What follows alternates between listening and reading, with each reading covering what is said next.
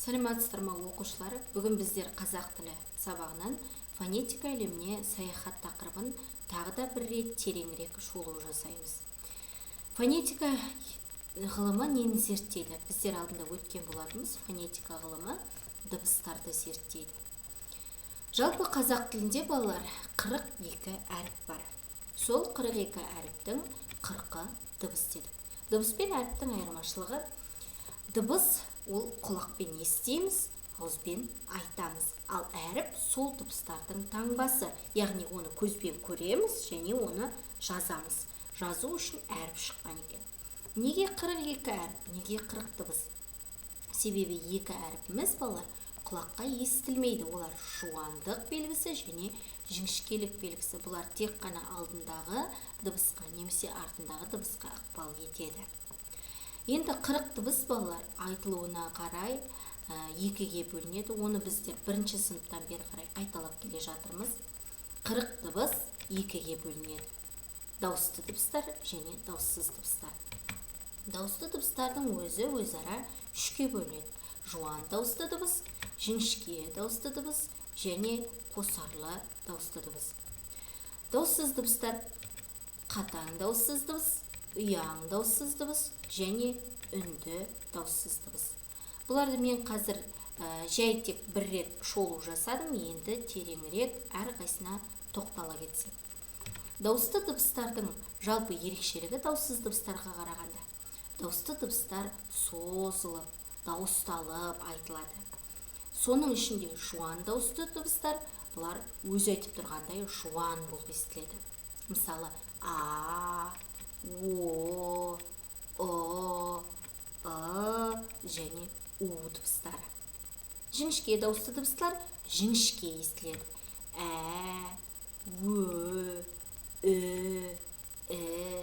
и, е және дыбыстары. Келесі қосарлы дауысты дыбыстар. Бұлар не себепті қосарлы дауысты дыбыстар деп аталады? Бұларды орыс тілінен енген дыбыстар деп атауға болады. Себебі бұлар бір әріп болып таңбаланғанымен құлаққа естілгенде екі дыбыс болып естіледі.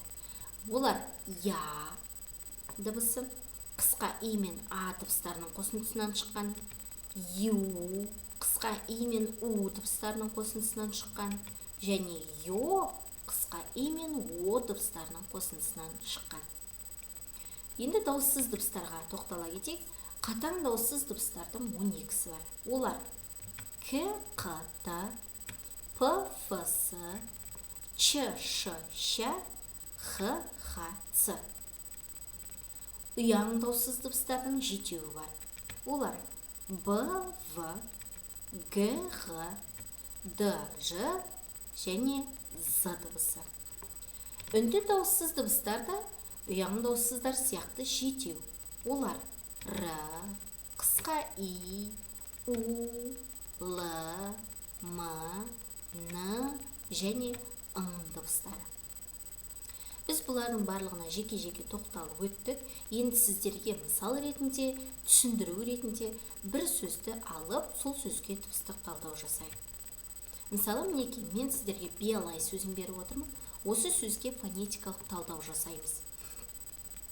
Б дыбысы ұяң дауыссыз дыбыс. И жіңішке дауысты дыбыс. Я қосарлы дауысты дыбыс.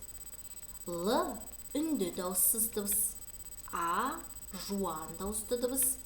Қысқа и үнді дауыссыз дыбыс. Бұнымен біздің дыбыстық талдау аяқталмайды. Енді біздер сөзде неше әріп, неше дыбыс, неше буын бар екенін анықтауымыз керек.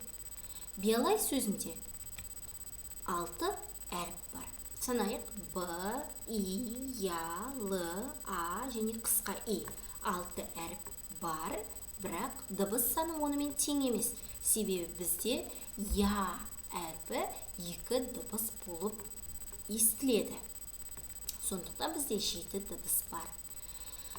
Енді биялай сөзін буынға бөлейік. Би-я-лай болып дыбысқа буынға бөлінеді. Сөзде қанша дауысты дыбыс болса, сонша буын болады. Мінекей, осыменен біздер биялай сөзіне фонетикалық талдауды толығымен аяқтадық.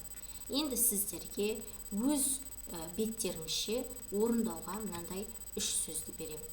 Осы 3 сөзге толық дыбыстық талдау жасаңыздар.